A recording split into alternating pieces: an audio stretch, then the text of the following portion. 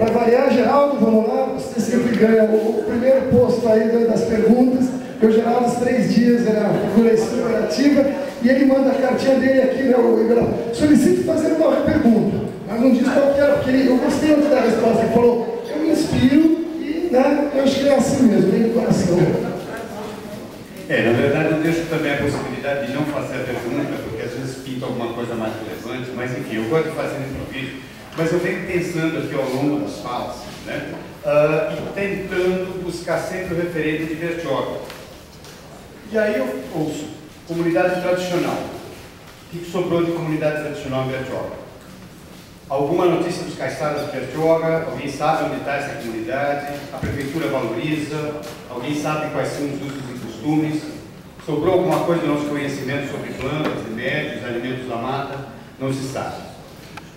As comunidades que a gente diz que estão em área de parque ou dentro de parque, elas são fruto da mesma cultura que criou Bertioga, que é a cultura imobiliária. Foram pessoas que foram trazidas para a cidade. Então, para não alongar, eu vou direto à pergunta, e eu acho que o Guilherme talvez possa me responder, eu não conheço muito a fundo, mas assim, nós temos uma situação inversa aqui. Tá? Uma situação em que você não tem a comunidade tradicional, mas você tem uma necessidade muito grande dessas áreas de preservação, de ter alguma coisa que irradie, né, esse contato com essas áreas, para a cidade que não tem cultura de preservação. Gente, Bertioga desconhece os parques. A maior parte da nossa população não tem nem ideia de que nós temos áreas preservadas e do porquê. Nós vivemos em função única e exclusivamente da lógica da destruição. Bertioga vive do quê? Mete o trator e emite o carnê. Essa é a lógica. Tá? E a população acha que isso é progresso. Tanto acha que é progresso que acaba invadindo, acaba ocupando, acaba no seu próprio ambiente, destruindo e achando que impermeabilizar é melhor. E aí eu estou me perguntando, como é que a gente pode criar uma cultura de relacionamento do município com os parques, que estão todos eles longe, exceto esses que nós estamos vendo agora, né, dentro da área urbana e tal, se nós não mantivermos essas comunidades nesses pontos de contato, que sejam na zona de abastecimento e tal. Né? Então, eu queria saber, Luiz Luque, existe alguma exceção para essas comunidades? Existe algum mecanismo que você possa utilizar para dizer, olha, essas comunidades vão fazer o papel das comunidades tradicionais para irradiar uma cultura relativa a essas áreas de preservação? Uma vez que aqui a gente não tem, né, a visão tradicional. Sacou? E assim, a pergunta acho que cabe para os dois, cara, para o assunto também. Tá? Enfim, valeu, obrigado. Então, acho que, eu não sei se eu entendi bem, já, mas assim, você tem áreas que são, você tem pessoas que estão dentro das unidades de conservação, né, habilidades que estão dentro dessas áreas, você tem Bertioga, se for pensar em zona de amortecimento, a zona de amortecimento ela é prevista nos outros regulamentos e ela deve ser definida no momento de elaboração do plano de manejo da unidade, né, preferencialmente. E Bertioga está inteira dentro do que é a zona de amortecimento do PESM e do PERB, né, se a gente for pensar dessa forma. Então, o que eu acho que contribui é que hoje, tanto o PERB quanto o PESM, nenhuma das duas unidades de conservação, elas estão hoje com atividade de visitação aberta, por N questões, né, que a gente vem discutindo aí há algum tempo já nos conselhos e tudo mais. Mas elas não estão abertas. Eu acho que a visitação dentro de um parque, ela é fundamental para isso que você está falando. Ela é fundamental para criar a cultura, tanto das pessoas do lugar, de utilizar e poder visitar, e nada melhor que você estar dentro, debaixo da cachoeira do Tapanhaú, ou ali no alto da serra, na beira do Itatinga, para você perceber para você ter esse contato direto com a marca. Então, possibilitar o acesso das pessoas às atividades de conservação, acho que é o primeiro passo, isso é fundamental. E fora que isso é uma alternativa econômica. Então, você tem um grupo de quantos monitores formados? Então, mais de 50 monitores formados, né? Com expectativa de atuação dentro das comunidades. Então, você traz um retorno que ele começa a ser um retorno econômico através de uma atividade que não é passar trator, né? Que é uma atividade eventualmente super bacana. Então, eu acho que passa um pouco por aí. Não sei se eu respondi exatamente a sua pergunta. O meu questionamento é o seguinte: nós temos casos, por exemplo, como Vila da Mata, né, que foram para lá por uma tradição política local, sabe? Não traz, joga lá, ocupa eleitoral, cria um curral eleitoral, não sei o que, beleza. Só que o pessoal ficou e ainda não vai. tirar, porque invasão não é invasão, isso foi criado dentro da rigorosa tradição da cidade. Como toda a cidade foi ocupada. Então, como nós não temos a população tradicional aqui, eu estou tentando me inspirar no que é a tradição da cidade, afinal de contas. Eu acho que no Snook você não vai achar brecha para ser uma população tradicional. Isso daí seria algo para ter sido olhado com detalhe no momento da criação da unidade. Desde que no momento da criação da unidade você tivesse abertura para discutir os limites da unidade nesse nível de detalhe, né? Que é o que é importante, na verdade. E aí você chega lá e fala, bom, essa é uma comunidade que tem uma situação consolidada, né? Então, poxa, tira ela do limite da unidade, porque obviamente você vai gerar muito menos conflito para a gestão da unidade e muito menos conflito para a comunidade. Eu acho que eu queria contribuir também, eu reitero o que o Guilherme disse. Eu acho que no caso aqui, quer dizer, a zona de amortecimento, né, o Snook não prevê, quer dizer, um tratamento diferenciado para quem de fato não é tradicional e, né, secularmente na sua área, e mesmo assim ao passo de longas lutas, né, inteiras.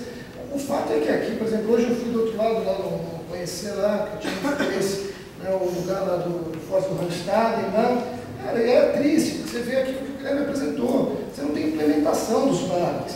Então, quer dizer, perde quase a razão de existir, né? Por mais que a gente fale dos serviços ambientais, né, que é o oxigênio, a biodiversidade, né, fauna, ciclos naturais, é difícil para a gente internalizar isso, porque isso é meio automático, a gente respira, tem que tomar água, né? Agora, os serviços indiretos que a gente teve na primeira palestra, no primeiro dia, através do turismo, né, ou dos serviços, que mesmo são poucos na palestra ontem, do Ferdinando, né, que você não tem, porque na verdade é um papo de papel, né? Existe, tem a sua função muito importante, dá condições, né, de ter uma boa qualidade de vida aqui, mas eu acho que se ele fosse implementado, abriria um novo horizonte, né, para os serviços indiretos de aquela história, quer dizer, o turismo ele tem esse ganho, né, se for bem controlado, e também você precisa do poder público para controlar, para não ficar de massa, para não ficar um pouco de massa, de levar a população não só de turistas, mas a população local a conhecer o seu patrimônio,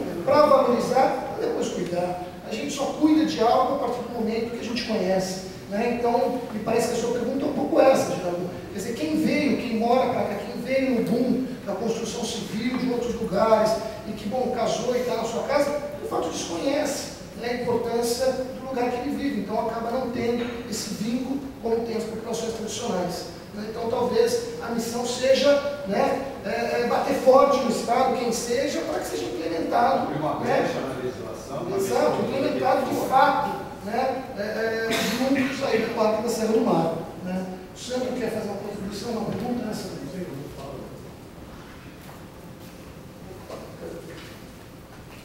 Antes da minha pergunta, primeiro eu agradecer ao SENAC, né, teve aqui todos os dias, os professores do SENAC, os alunos do SENAC participando do nosso debate, com turmas, né, diferentes de cada professor. E lembrar também da nossa lista de presença e a lista também de cadastro de contato.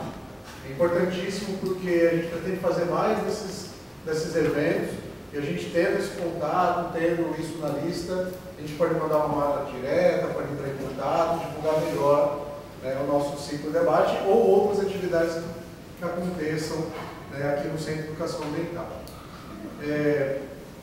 Eu fiquei viajando, né? Sou formado em geografia, pegando lá o Guilherme mostrando aquelas imagens lá, mapas, na fotoárea, a gente já fica viajando, né?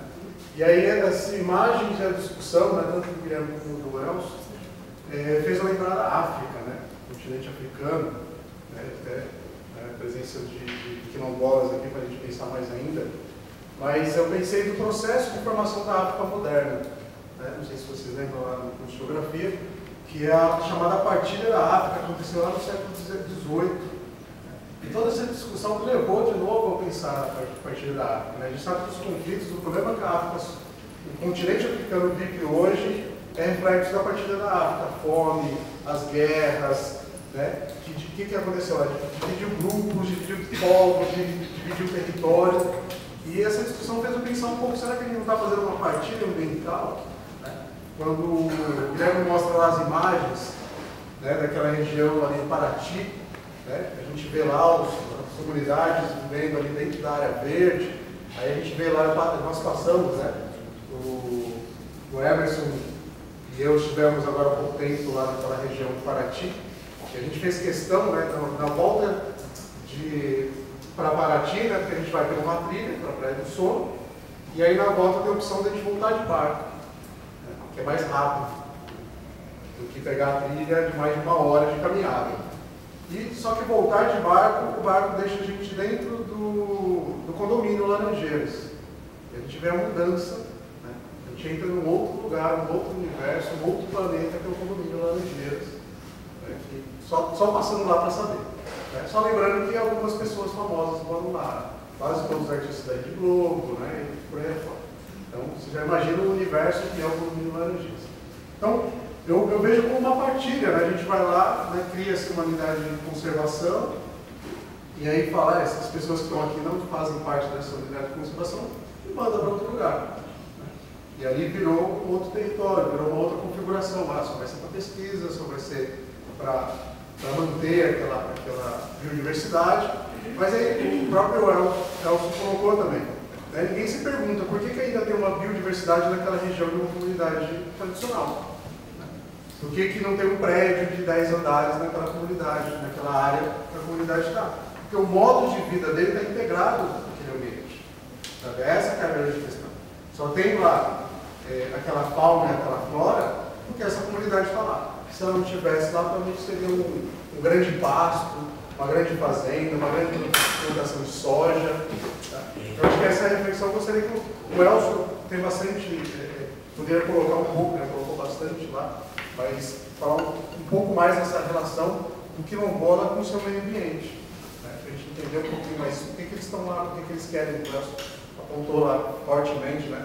Por que eles, qual a relação deles com o meio ambiente, falar um pouquinho mais sobre isso, porque eu sei, já estive lá várias vezes na comunidade do Coronduva, eles fazem uma agricultura diferenciada, falam um pouquinho sobre essa agricultura e essa maneira de viver dentro de uma área, uma reserva, um parque.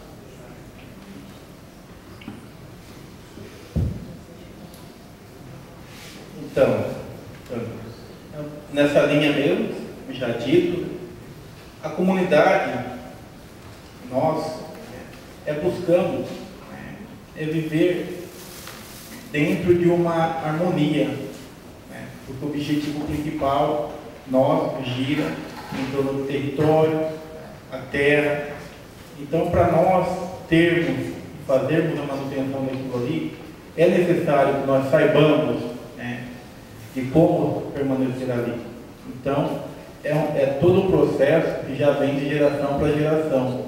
Na questão da agricultura, quando eu fui fazer o meu primeiro curso técnico na área de agricultura, técnico de agricultura, eu aprendi que eu tinha que aumentar a produção, que eu tinha que usar insumos químicos para melhorar a agricultura, para ter uma banana de qualidade, para ter uma boa plantação de feijão.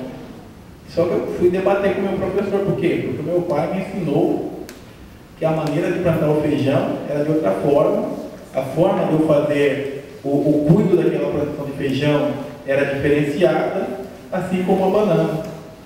As próprias plantas forrageiras que cobrem a terra, a forma de adubo, o que poderia ser feito. E isso que eu fui buscar fora para trazer como mecanismo para a comunidade, acabou que foi um aprendizado, mas um aprendizado que eu não levo para a comunidade. Por quê? Porque a forma que vem sendo feita na comunidade é um formato que para nós ainda não serve. Produzimos o arroz, o feijão, para subsistência, mas produzimos a banana orgânica para venda para o comércio. E essa banana, ou até esse próprio produto mesmo para consumo interno, para fazer um descampo entre a comunidade, para fazer a troca internamente entre nós, às vezes é vendido. Quando é vendido, isso agrega esse valor, porque nós temos um certificado orgânico do Instituto Biodinâmico, que propicia essa venda. Até já exportamos produtos orgânicos. Então, para nós, isso foi um processo, porque no começo dos anos 90, nós vendíamos uma caixa de banana, digamos na moeda real, nós vendíamos uma caixa de banana a 50 centavos. E hoje, com essa banana orgânica, vendíamos para atravessador. E hoje essa banana orgânica, com o cuido, com todo o trabalho, com a certificação, com o acompanhamento técnico, que são técnicos da comunidade, como foi falado, a organização interna nossa, nossas lideranças, nossos mais experientes, buscaram mandar nossos jovens estudar nas diversas áreas para retornar para a comunidade e dar um fortalecimento técnico. Isso fez que a comunidade melhorasse, porque nós vivíamos muitas vezes na mão do governo e na mão de ONGs, alguns com boas vontades e outros não.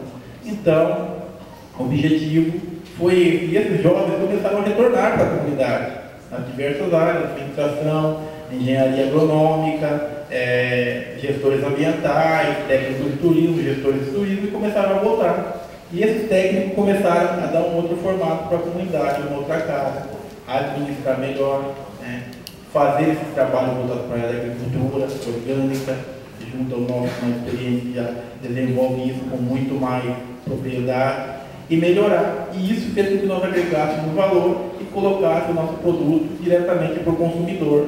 Então, aquilo que nós vendíamos a 50 centavos a caixa, hoje nós vendemos a R$30 uma caixa de banana de 20 kg, R$35. Então, isso chega para o nosso produtor, tendo os custos de pós-colheita, isso chega aí para a mão do produtor em termos de R$20, R$22 para o produtor. Então, isso faz com que o produtor melhore a sua qualidade de vida, que ascenda socialmente e economicamente. O processo de moradia vai melhorando, só que dentro de um cuidado. Por quê? Porque tudo que nós fazemos é decidido no coletivo, dentro da associação, dentro da Assembleia. O que a maioria decide é o modelo que é adotado por todos os moradores da comunidade. Dentro também do sistema econômico, além dessa questão do nosso laço com a roça, com a agricultura de subsistência, nós desenvolvemos, como falado aqui pelo professor, nós desenvolvemos também a questão do turismo de base comunitária, étnico-cultural e ambiental. Nós recebemos na comunidade em torno de 2 escolas semanalmente e em torno de 20.000 pessoas aí que passam na comunidade no decorrer do ano. Isso gera também uma renda para a comunidade. Nós criamos uma infraestrutura, uma pousada, e essa pousada não é administrada por um grupo ou por uma empresa, não é administrada pela coordenação da associação, e onde é feito um rodízio pelos monitores ambientais da comunidade, todos trabalham. Quem cuida das cozinhas, da arrumação da pousada das mulheres da comunidade dentro do sistema de rodízio, e esse recurso que fica distribuído todo na comunidade. Então, uma organização interna que vem dando certo para nós, onde aquilo que entra não fica só na mão de um. Nós sempre pensamos no coletivo. Se eu pensar só no eu, na minha casa, eu estou comendo bem, bebendo bem, mas muitas vezes o vizinho do lado não está, isso para nós não é qualidade de vida. Qualidade de vida para nós é quando o coletivo todo está bem. Eu sempre falo, nesses lugares que eu passo, fazendo esse bate-papo, essa fala, eu vivi em São Paulo por um tempo, fazer a graduação lá, e morei num prédio ali na região central de São Paulo, prédio de 300 habitantes, e no elevador eu dava bom dia, boa tarde para as pessoas, que é uma de praxe na comunidade. Eu passei a perceber logo na segunda semana que ninguém me respondia. Eu passei a não cumprimentar ninguém, eu comecei a ter antissocial também. Tudo uma questão cultural, comecei a deixar de lado. Eu cumprimentava o porteiro da manhã, o porteiro da tarde, que as pessoas que eu via. E os moradores de rua, que o pessoal passa por cima, às vezes via até de lá, eu fazia um exercício diariamente. Fui trabalhar num centro de acolhida, um albergue com moradores de rua, para não esquecer que aquilo ali não é um pedaço de pau, um pote, são seres humanos, que por alguma mazela da vida acaba se tornando uma condição. Para nós da comunidade, para a gente sair desse espaço, é muito difícil. Então, nós buscamos sempre toda essa relação com a terra, preservar e saber que todos somos iguais. Então não tem por que diferenciar um ser humano do outro. Bom, sem comentário. Da continuidade, para o Guilherme, ICM ecológico, o que é? Como o município é incentivado a ter ICMS ecológico? E qual o destino dessa verba dentro do município? Então, o ICMS ecológico ele é um critério, é uma parcela do ICMS. O ICMS é um imposto sobre circulação de mercadorias e serviços. Esse imposto ele vai para o governo estadual, e o governo estadual devolve uma parte desse imposto a todos os municípios que estão dentro do seu estado. o ICMS ecológico é um percentual desse retorno que vai para o município de acordo com a área de unidade de conservação que ele tem e outros critérios ambientais, mas principalmente a área de unidade de conservação que tem dentro dos municípios.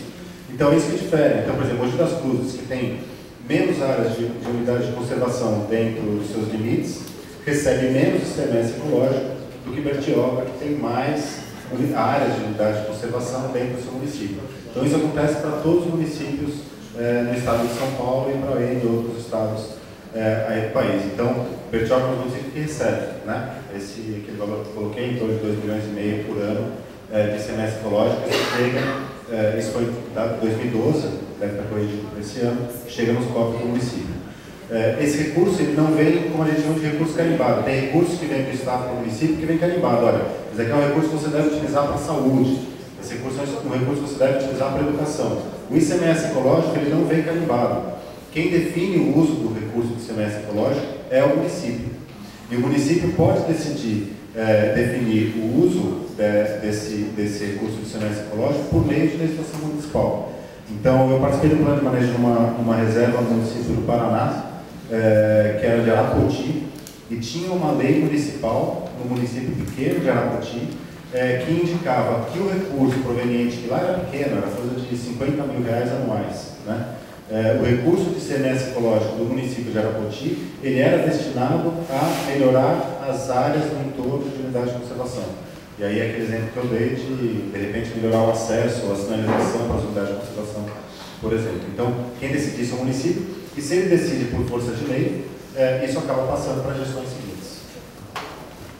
Mas a maioria decide como quer, né? Assim, o maior Os municípios? Os prefeitos gastam onde quer gastar. Ah, sim. Porque não está carimbado. Porque não está carimbado. E cabe também a população, de repente, fazer uma proposta e cobrar dos municípios. É isso aí. Muitas vezes a população até desconhece que existe isso. Né? Então, quer dizer, fiquem sabendo quando criou os cofres, e a partir de agora tem que se informar de onde vai essa verba. Por isso que é importante a gente participar dos conselhos. Aqui em Bertioga é um dos municípios que mais arrecadação do ICMS arrecada. Eu questionei a secretária e essa verba não volta para projetos ambientais, alguns sim, outros não. Tá? Dinheiro do prêmio que nós ganhamos do município Verde Azul foi usado para comprar roçadeira. Tá? E com setas que a gente precisa implantar na cidade, em centro de triagem de animais silvestres, que eu estou batalhando para implantar, não tem interesse, não tem sensibilização. Então, isso é importante. Por isso, meu colega, eu tenho orgulho de você. Eu não conheço a sua comunidade, mas você tem princípio, a comunidade de vocês tem princípios, né? E a filosofia de vocês é baseada em princípios, não em espelho social. Então, olha, parabéns, tá? Né? O Estado desenvolveu um trabalho maravilhoso e a gente precisa de muitos Elsos aqui em Bertioga. Muitos!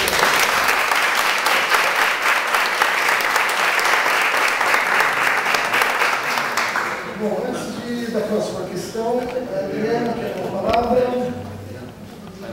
Helena, quer o microfone ou vai no Gogó? Deixa eu continuar aqui. Você economiza o Gogó. Boa noite, pessoal. Adriana, Caissara, lá de Peruíbe. Boa noite, Elson. Muito bom te ver aqui novamente. Né? E eu queria fazer um comentário sobre as comunidades, né, tradicionais. Né? Atualmente eu faço parte de uma associação que chama União dos Moradores da Jureia, que luta pelo direito de permanência das comunidades no seu território. Lá na Jureia, no litoral sul, tá? Entre Iguape e Peruíbe ali, né? E é uma luta também de mais de 20 anos, né? A gente conseguiu fazer recategorização lá de unidade de conservação, como o Guilherme colocou aqui, mesmo o SNUC tendo vetado, né, aquele artigo, há a possibilidade também de fazer a recategorização, né? Então lá nós conseguimos, né? Para parte das comunidades, não para todas as comunidades, né? Grande parte ainda permanece dentro de parque e estação ecológica, né? E a gente vem numa caminhada também, discutindo políticas públicas para as comunidades em várias instâncias, né? E a associação, né, a União dos Moradores da Jureia, ela foi participar de uma Comissão Nacional de Povos e Comunidades Tradicionais, né? Sendo representante dos caiçaras nessa comissão, né? Então, o Dauro, representando os caiçaras como titular, né? E a Leila, que é de Paraty, lá da Praia do Sono, também foi citada aqui, como suplente nessa comissão. A partir dessa comissão, a gente começou a entender quem são os povos e comunidades tradicionais do Brasil, né? E aí, inicialmente, tinham 16 segmentos lá representados. Hoje, são 26 segmentos, né? Então, quando o colega fala, né, que aqui não tem comunidade tradicional, né, a gente precisa estar pensando um pouco quem são essas comunidades tradicionais. Não é que não tem, está esmagado. Tá. Então, assim, é só para a gente trazer de volta, né, para não esquecer mais ainda, né? Então, dentro dos grupos que se reconhecem como povos e comunidades tradicionais, né, a gente também tem os pescadores, né, a gente tem os indígenas, né, que ontem estavam aqui, mas hoje não estão, né, a gente tem os caiçaras, a gente tem vários outros grupos, né, tem os povos de terreiros também, que são representantes de comunidades tradicionais, né, tem vários outros grupos. Então, assim, é uma diversidade muito grande, né, em cada região do Brasil vão ter outros, né? Seja o geraizeiro, os faxinalenses, quebradeira de coco babaçu, fundo e feixe de pasto. São nomes que a gente nem ouve ainda falar, porque ainda estão na invisibilidade, né? Então, quando a gente vê o Elson aqui falando, pra gente é uma alegria muito grande enquanto caiçara, porque na Constituição Federal está garantido o direito da comunidade quilombola e das comunidades indígenas, dos povos indígenas. Então, para nós, caiçara, eles são referência hoje, né? Porque eles já têm uma caminhada. Nós ainda estamos engatinhando, né, nesse processo de reconhecimento da nossa cultura, do nosso modo de vida, né? E aí, atualmente, agora recentemente, outubro, dia 19 de outubro, 18, a gente criou uma coordenação nacional das comunidades caiçaras. Foi lá em Trindade, né, para fortalecer os trindadeiros que têm esse movimento de resistência, né, contra os grandes empreendimentos, inclusive o condomínio Laranjeiras, né, e nós conseguimos juntar o pessoal do Paraná, São Paulo e do Rio de Janeiro para criar essa coordenação nacional. Mas ainda somos poucos. Do estado de São Paulo, estava representado lá Iguape, Cananéia, Peruíbe, Ubatuba e São Sebastião, né? Ainda estamos nessa caminhada, porque somos poucos e não temos recursos, não temos muito mecanismos ainda para chegar até todas as comunidades. E o caiçara, assim como vários outros grupos, foram invisibilizados, né? Foram pela especulação imobiliária, pelos grandes empreendimentos, pelas unidades de conservação de proteção integral, foram excluídos, né? Foram marginalizados, não estão mais à frente das praias, né? Eles estão escondidos, então muitas vezes a gente passa e nem vê, nem percebe que ali tem uma comunidade, né? Então era só para trazer essa reflexão, a gente está nesse processo de organização, né? É bem inicial, eu sou uma das representantes dessa coordenação no estado de São Paulo e no município de Peruíbe, né? Aí tem o pessoal do Rio de Janeiro e o pessoal do Paraná também, então é importante, né, que Bertioga também faça parte desse processo, que a gente consiga ter o diálogo com as populações aqui, para que elas também venham compor esse grupo e estar discutindo políticas públicas que cheguem até elas também, e para que elas participem desse processo, né, que está se propondo aqui, de ser mais participativo, de que elas passem a ter um foco, né, que elas sejam visibilizadas, né, não fiquem à margem, escondidas, né, não porque elas querem, né, mas pelos históricos aí. Né. Legal, Adriana.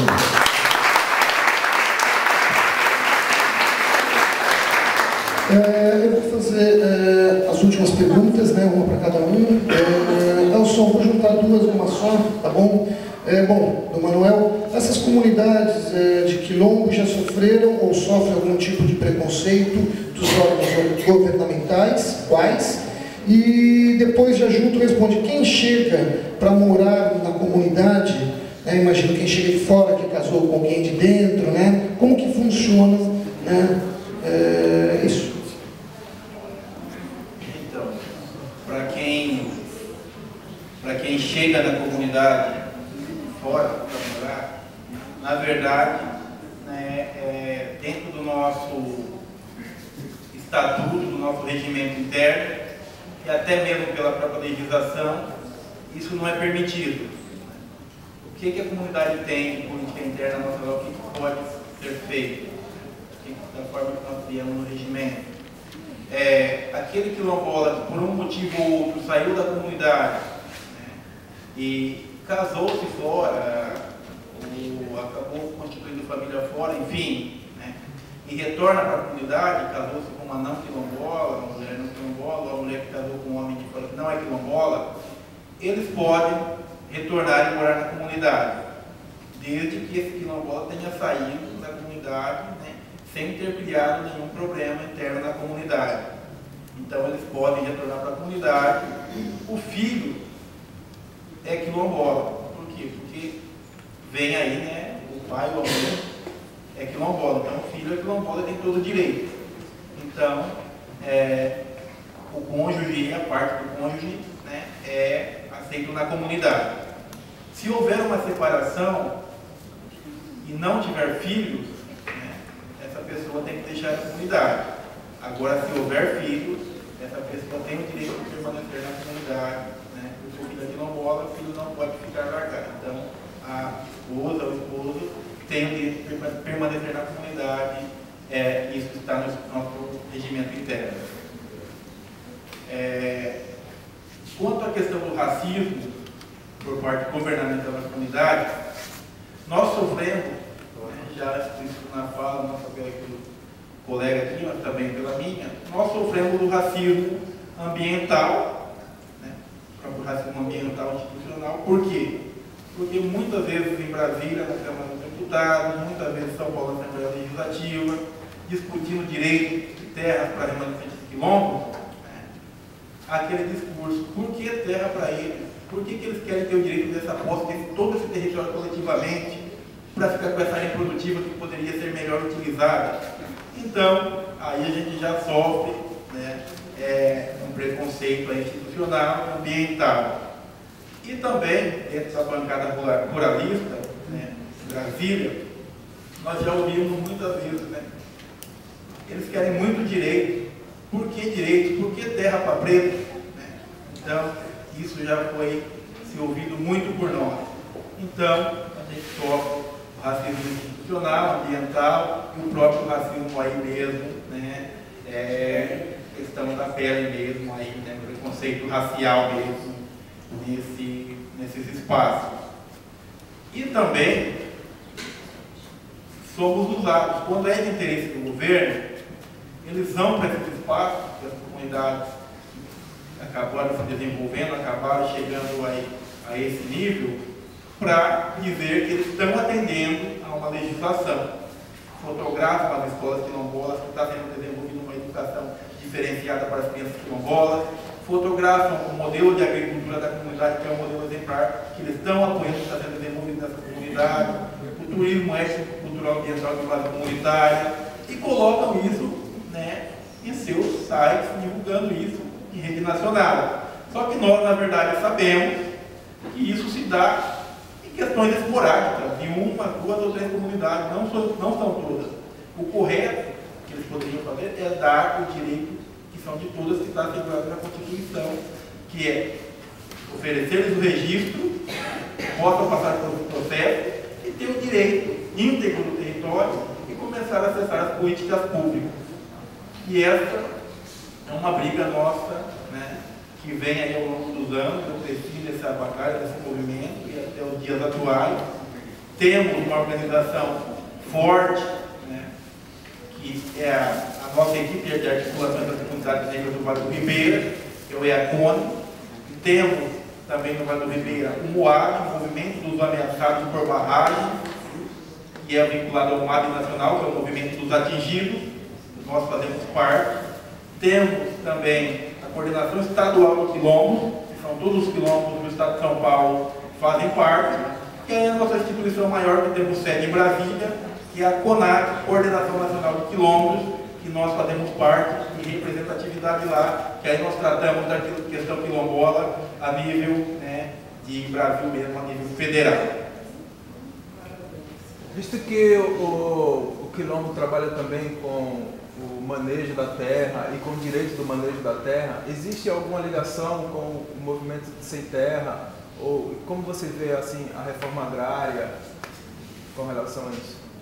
Nós temos parceria, sim, com o Sem Terra, um irmão que a gente apoia, entendemos que é um movimento, né, justo. Os Sem Terras apoiam a nossa luta pela questão das titulações das áreas quilombolas, estão presentes conosco em muitas ações, na esfera estadual e nacional, e nós também, quando entendemos, né, dentro das ações do Sem Terra, que é uma ação justa, que é uma terra devoluta, que é uma terra de governo, que é uma terra produtiva, nós apoiamos esse movimento, né? E então nós temos uma parceria aí já, né? Desde o final dos anos aí, início dos anos 90 aí, né, nós desenvolvemos aí algumas atividades juntos. Reforma agrária é importante, por quê? Porque nós sabemos que o Brasil hoje necessita-se aí, né, melhorar a questão da agricultura. A agricultura no Brasil, que já foi uma grande potência, isso vem se perdendo, até mesmo pelas questões ambientais. Então nós entendemos que a reforma agrária, né, a agricultura familiar, o homem do campo, né, essas produções é que fortalece os grandes centros. Por quê? Porque se não fosse, né, as produções da agricultura de subsistência, desenvolvidas nas comunidades, a agricultura familiar, os pequenos empreendimentos rurais desenvolvidos nesses assentamentos, talvez muitos centros aí, né, tivessem aí com escassez de alguns produtos. Então, nós também apoiamos a reforma agrária. Você falou das decisões que são tomadas pela maioria, né, da comunidade. Essa maioria seria o quê? Cada uma pessoa de uma casa, todas as pessoas da casa? Nós temos uma associação legítima, né? Somos uma instituição jurídica e temos aí uma representação, uma diretoria que organiza, né, o segmento da comunidade. Só que toda decisão vai para uma assembleia onde todos os moradores participam. E os acima de 18 anos têm direito a voto. Então, qualquer decisão, quem é maior de 18 anos tem direito a voto e participa desse sistema democrático interno nosso. Legal. Beleza. Importante aproveitar, né, porque de fato é um modelo, né? Guilherme, suas últimas, também tentar juntar duas, que eu acho que tem no mesmo sentido. Bom, como ficam as áreas, a gente falou também já um pouco, né? Como ficam as áreas adjacentes às unidades de conservação ocupadas, onde o Ministério Público cria dificuldade à regularização fundiária, alegando a proteção ao meio ambiente pela proximidade, viabilizando assim a obtenção de recursos para os projetos ambientais e da própria regularização. E na outra pergunta, que tem também a ver, em sua opinião, como harmonizar as áreas de proteção ambiental com o mercado imobiliário? Para finalizar. Não dá para passar, hein, Guilherme? Passa. A primeira questão é mais complicada, porque, bom, tem que ver caso a caso, né? E é o que eu falei, eu não sou advogado para saber a lei ao pé da letra. Mas o fato é, se a área é adjacente ao parque, se ela está fora dos limites do parque, em tese ela deve seguir as regras do que é a zona de amortecimento do parque, né? Ela não está dentro dos limites da unidade de conservação. Então, não sei quem fez a pergunta. Fui eu que posso fazer um comentário? Pode. Bom, meu nome é Wagner, daqui só para assim me conhecem, mas eu sou de Caruaru e nós estamos tendo contato pessoal também do bairro São João e, na verdade, todos nós temos o mesmo problema. Em primeiro lugar, falou-se do preconceito aí com o pessoal quilombola, que também deve ter o mesmo preconceito com o indígena e com os caiçaras e também conosco. Então nós somos, para quem conhece Caruaru, ou até mesmo o bairro São João, são comunidades que não são tradicionais, mas que estão há muito tempo nesses locais, né? E aqui particularmente, como vocês mesmos comentaram, é uma área de amortecimento, porque você tem o Parque Estadual da Serra do Mar e você tem o mangue, e você está encravado ali no meio. E essas comunidades surgiram aí, enfim, tem 100 anos pelo menos, através até da própria especulação imobiliária, mas surgiram e estão lá, né? Então o que ocorre? A maioria